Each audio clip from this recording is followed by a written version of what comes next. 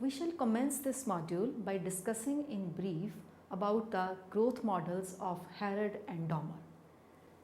R. Harrod and E. Domar worked separately to develop their highly similar models of economic growth and business cycles. The two economists expanded the short-run Keynesian framework to analyze the growth process in the developed economies. Both of them criticize the basic Keynesian framework of income determination in the short run for ignoring the role of investment to create more capacity for production of output. The investment in physical capital, according to these economists, has a dual role. Dual role of investment here means that investment spending, it generates income on one hand and also increases the productive capacity of the economy on the other hand. Increase in the income as a result of increase in investment is called the demand side effect, while the increase in the productive capacity of the economy due to investment is called the supply side effect. Both the economists were interested in finding out an equilibrium growth path which would guarantee a full employment in some sense. Although the two models of Harrod and Domar are similar in many respects, but they have some crucial differences as well. After studying this module, you shall be able to know about Harrod's model, understand the structure and working of Harrod's model, learn the types of rate of growth for an economy. Let us now begin our discussion on Harrod's model. This model was first given by Harrod in 1939 paper in Economic Journal. His first concern was to find that does there exist an equilibrium growth rate of output, which if the economy grows at, then it will continue to grow at the same rate moving over time. His second concern was to investigate that whether such an equilibrium growth path is stable, in the sense that if ever the economy grew at some different rate, then would it automatically move towards equilibrium growth rate in the due time. Let us know on which assumptions this model is based. The first assumption is that saving and investment refer to income of the same period. Both savings and investment are net, that is over and above the depreciation.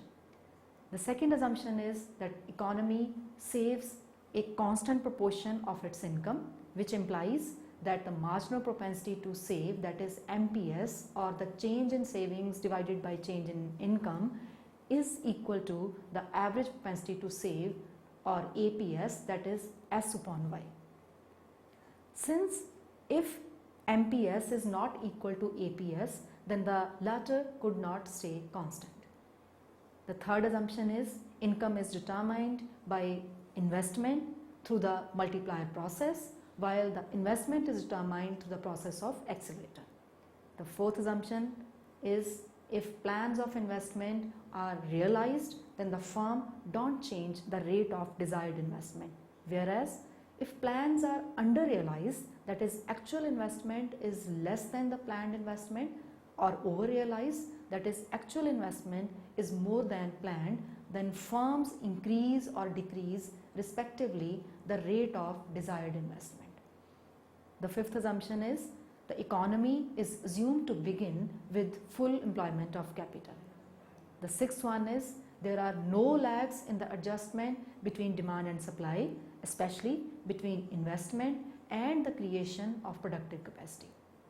The seventh one, aggregate output in the economy can be written as a function of aggregate physical capital and aggregate labor measured in suitable units respectively. That is, Y is function of K and L.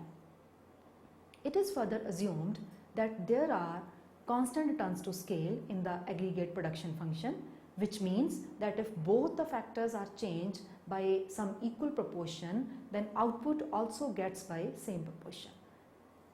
Eighth, general price level and the rate of interest remain fixed. It means that the relative prices of capital and labor remain constant as the economy grows. This assumption has a very crucial implication for the Harrod model. A constant relative factor price implies a constant capital labor ratio, that is K upon L, in the economy over time. Some authors like Brenson formulate the requirement of fixed capital labor ratio in the Harrod model using an L-shaped fixed proportion production function of the form of y is equal to minimum AK and BL. If the production function is conceived to be of a perfectly complementary form as above, then a change in relative factor prices from say W upon R to W upon R dash will not change the ratio B upon A in which the factors are used. Although there is no need to assume such a functional form of aggregate production provided we assume that constant relative prices of the factors. The ninth assumption is the implication of constant returns to scale along with fixed proportion of factors imply constant capital output ratio as well as constant labor output ratio over time. The constancy of capital output ratio is a very important assumption of the Harrod's model. The 10th is there is no role of government in influencing aggregate demand and aggregate supply. Now moving on to discuss the structure and working of the Harrod's model. Harrod wanted to find out that rate of growth of investment or output which will sustain itself over time. In order to find out, Harrod does the marriage of multiplier and accelerator to arrive at his most important and fundamental growth equation. The Keynesian multiplier can be written as delta y is equal to delta I upon S, where y stands for aggregate output, I for net investment and S for the saving ratio in the economy. The accelerator theory of investment tells us that the net investment planned or desired in any period in an economy is a fixed multiple of the expected change in output during that period. That is, I is equal to CR into delta Y. Here, CR is equal to delta KR upon delta Y stands for the desired change in capital stock per unit increment in output. CR is also known as desired incremental capital output ratio. If we combine equation 1 and equation 2 by eliminating delta Y, then we get that the rate of growth of planned investment is delta Y upon I is equal to S upon CR. We know that in any short-run equilibrium of the economy, planned net savings must equal planned net investment, that is I is equal to S, which implies that in a short-run equilibrium, I is equal to S is equal to S into Y or I upon Y is equal to S. In other words, to keep their ratio fixed, planned investment and output must grow at the same rate, that is delta I upon I is equal to delta Y upon Y. If the economy has to always remain in short-run equilibrium at all points on time while growing, substituting delta Y upon Y in place of delta I upon I in equation 3, we get delta Y upon Y is equal to S upon CR. This equation 4 is the most fundamental equation in Harrod's model, since it says that if economy is growing at the rate given in the right hand side of this equation, then planned investment is always equal to planned savings along the moving growth path. To see why this happens, we can rewrite the equation 4 as CR into delta Y is equal to S into Y, where the right hand side is nothing but the planned savings and the left hand side is nothing but the planned investment. Since we generally assume in Keynesian framework that savings are always realized, and by truism we know that actual saving must always equal actual investment, therefore the equation 4 can be understood to give us that growth path where planned investment must equal actual investment. The assumption number 7 tells us that if the plans of the firms are met, then there is no reason for them to change their rate of investment, which through multiplier would ensure an unchanged rate of growth. Therefore, if the economy grows at the rate S upon CR, then there is no force to deviate it from constant growth path. Such an equilibrium growth rate is defined as warranted or required rate of growth by Harrod and denoted as GW. In his own words, it is that rate of growth which, if occurs, will leave all the parties satisfied that they have produced neither more nor less than the right amount. It will put them into a frame of mind which will cause them to give such orders as will maintain the same rate of growth. Therefore, we may write GW is equal to S upon CR. In fact, he defines these three different types of rate of growth for an economy. These are warranted or required rate of growth denoted as GW. The second one is actual rate of growth denoted as GA, and the third is the natural rate of growth denoted as GN. Using a similar terminology as in case of warranted rate of growth, we may write that GA is equal to delta Y upon Y, which is equal to delta Y upon I multiplied by I upon Y, which is equal to delta Y upon delta K into I upon Y, which is equal to S upon C. Here S is the saving ratio and C is the actual ratio of actual change in capital, that is actual net investment to the change in output, or C is equal to delta K upon delta Y is equal to I upon delta Y.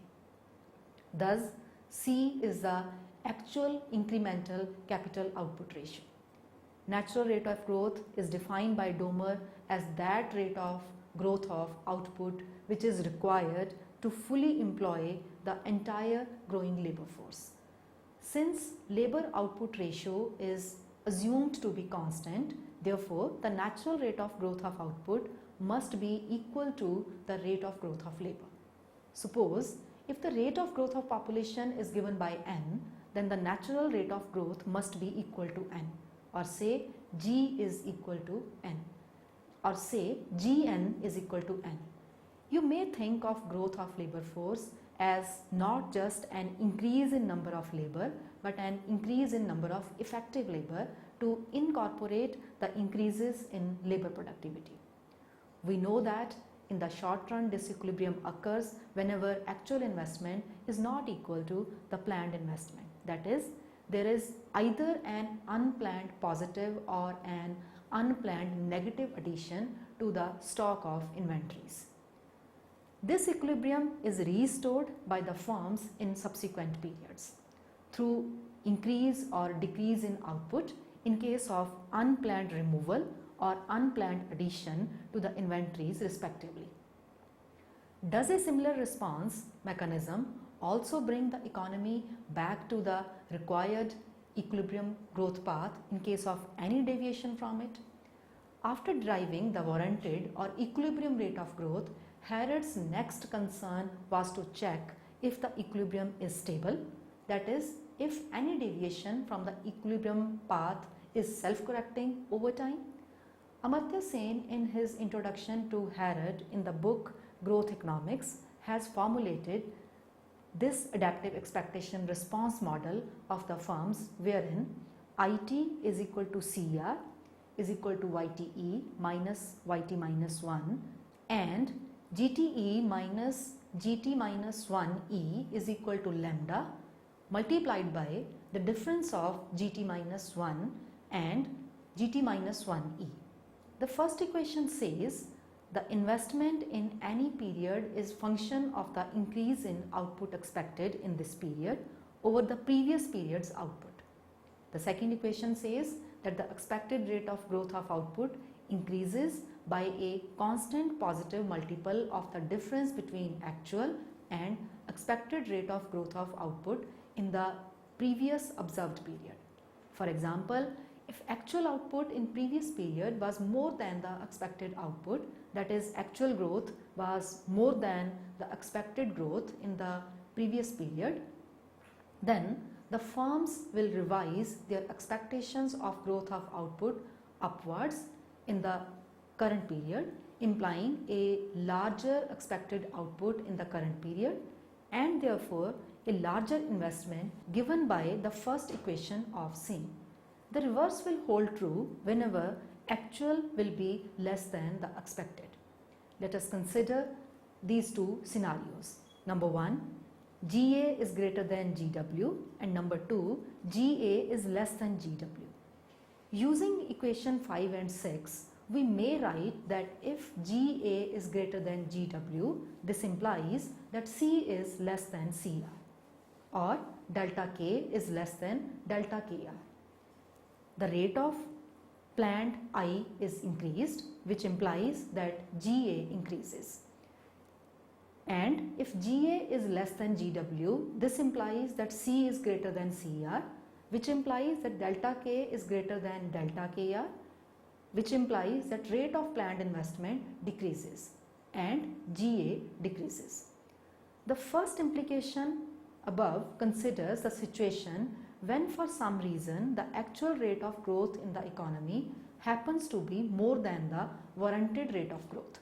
Under such a situation, the actual incremental capital per unit of incremental output will be less than the desired incremental capital per unit of incremental output. A shortfall in actual capital vis-a-vis the planned capital will take either the form of unplanned shortfall in the stock of inventories or an excess demand for the equipment. Both the situations will be inflationary and responded by the firms through increase in the rate of planned investment according to the assumption 4. Such an increase will cause a further increase in the actual rate of growth of output through the multiplier mechanism.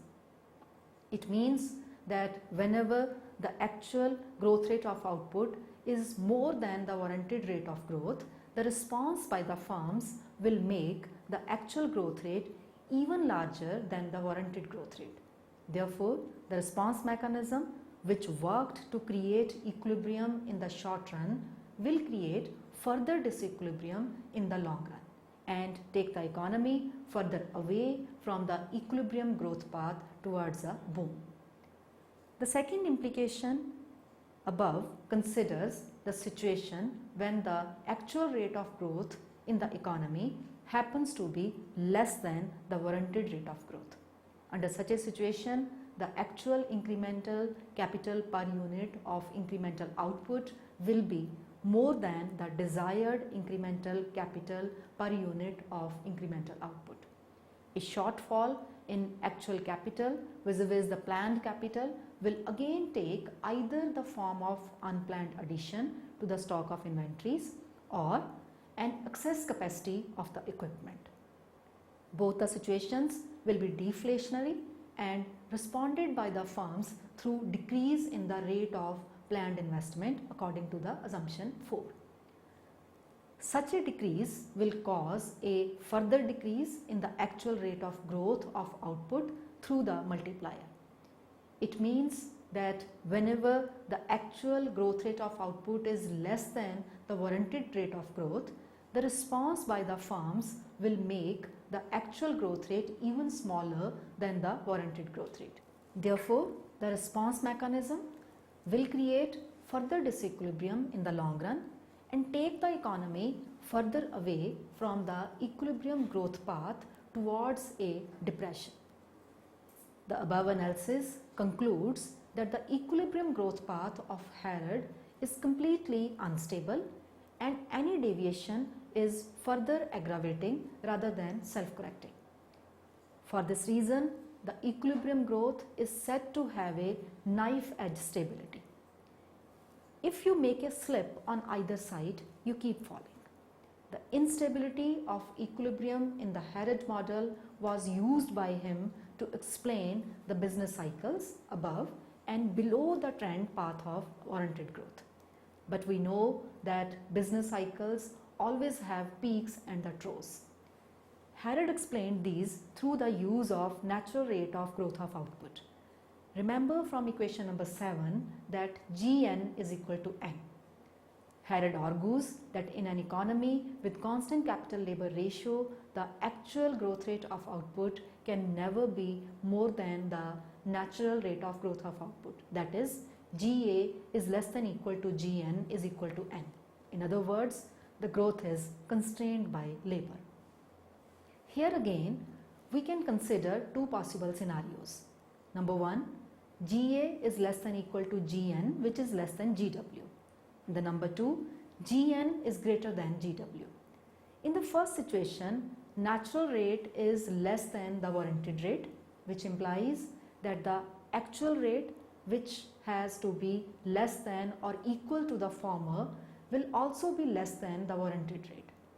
Such a situation, as we have seen above, will push the actual rate further below and bring a deflationary gap in the economy. During this gap, neither the labor nor the capital will be fully employed. The less than full employment of capital is obvious, since at all rates of growth below the warranted or actual capital stock must be more than the planned capital stock. Correction will only be possible if the warranted rate of growth falls below to become equal to the actual. A fall in warranted rate requires a fall in savings or an increase in CR. But an increase in the latter is not profitable and thus possible under conditions of deflation. In fact, CR is bound to fall, but Harrod argues that the saving rate in the economy will fall during the deflation due to redistribution of income against the capitalist, and will fall more in proportion to fall in CR, thereby decreasing the warranted rate. When it has fallen enough, then actual will once again become greater than the warranted and begin to recover thereafter. In the second situation, natural rate is more than the warranted rate. In this situation, if actual is equal to the warranted, then there the economy will move along a constant growth path where there will be full employment but persistent growing unemployment of labor. However, if actual is more than the warranted, then actual rate will keep growing till it reaches its bounds of natural rate of growth. Although unemployment will keep on reducing, but the capital will be in excess demand, putting inflationary pressures. But this high rate of growth will not be sustained forever, since due to inflation there will be redistribution of income in favor of capitalists, implying an increase in savings rate faster than the increase in desired incremental capital output ratio. On the other hand, if actual is less than warranted, then the economy will move further in depression with high labor unemployment level and also the unused capacity. This will keep happening unless the warranted rate falls below through the mechanism discussed in the previous paragraph. Note that although warranted growth rate changes, but the warranted growth path does not, which requires that actual rate of growth must be equal to the warranted rate of growth. The only situation in Harrod's model where there is full employment of both capital and labor under equilibrium is when GA is equal to GW is equal to GN. This is so improbable a situation that Mrs. John Robinson has termed it as golden age. Now let us summarize what we have discussed in this module. The equilibrium rate of growth, which maintains itself, is called the warranted rate of growth and given by GW is equal to S upon CR. Along with warranted growth path, there is full employment of capital and firms have all the satisfaction to continue investing at a rate that the same growth rate is achieved. The equilibrium is unstable and any diversion from this growth path will result in further aggravation of the gap between actual and warranted growth rate. And we assume that natural rate is more than the warranted rate. Only if GA is equal to GW is equal to GN, there is full employment of both labor and capital under equilibrium growth path. That's all with this module.